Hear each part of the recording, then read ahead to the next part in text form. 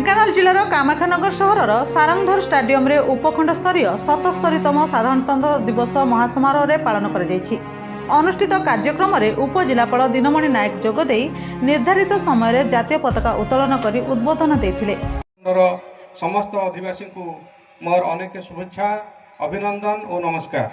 उपखंड स्तरीय साधारणतंत्र दिवस पालन अवसर में एठारे उपस्थित थिबा समस्त छात्र छात्री अभिभावक शिक्षक शिक्षयित्री निर्वाचित जनप्रतिनिधि समस्त सरकारी अधिकारी प्रिंट और इलेक्ट्रोनिक्स मीडिया सांबादिक बंधुगण समस्त गुरुजन आदरणीय छोट पिला एवं भद्र व्यक्तिगण समस्त को मु आज उत्सव को स्वागत करुच्ची।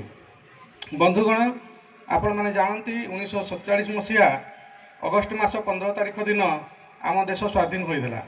इंग्रेज मैंने आम देशर शासन भार आमको हस्तांतर करी आम देश छाड़ी चली जाते। देश को शासन करिया आमर संविधान प्रणयन निमंते डॉक्टर राजेंद्र प्रसाद नेतृत्व में 1946 मसीह एक संविधान प्रणयन सभा गठन करा जायथिला।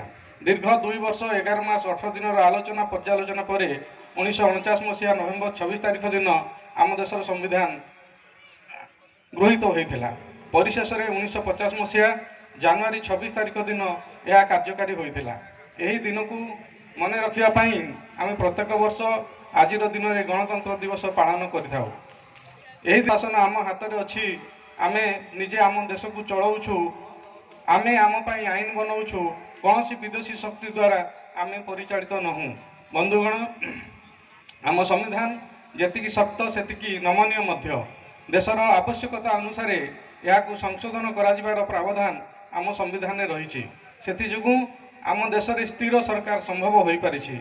आम जदि आम पड़ोशी देश मान लक्ष्य करवा तेरे आम संविधान केते दृढ़ आम हृदबोध करीपरी एक अद्वितीय संविधान देश को भेटी देथिबारु डॉक्टर राजेंद्र प्रसाद बाबा साहेब डॉक्टर भीमराव आंबेडकर जवाहरलाल नेहरू आलाडी कृष्ण स्वामी आयर एन गोपाल स्वामी अयंगार के मुंशी उत्कल केशरी हरिकृष्ण महताब पारण राजा महाकृष्ण गजपति महाराज कृष्णचंद्र गजपति मालती चौधरी एवं ए माटीर बरपुत्र सारंगधर दास इत्यादि महामनीषी मानक गभीर श्रद्धांजलि जनाऊँ।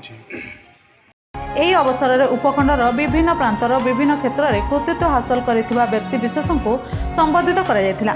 ପରେ ପ୍ୟାରେଡ୍ ଓ ସାଂସ୍କୃତିକ କାର୍ଯ୍ୟକ୍ରମରେ କୃତି ପ୍ରତିଯୋଗୀ ଦଳଙ୍କୁ ପୁରସ୍କୃତ କରାଯାଇଥିଲା।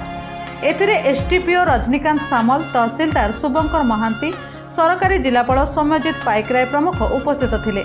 उपखंड सूचना और लोक संपर्क अधिकारी दायित्व थिबा सरकारी जिलापाल दीपक कुमार मिश्र कार्यक्रम परिचालना करथिबा बेले रश्मि रंजन विश्वाल, राकेश कुमार साहू प्रमुख साहाय्य प्रदान करथिले।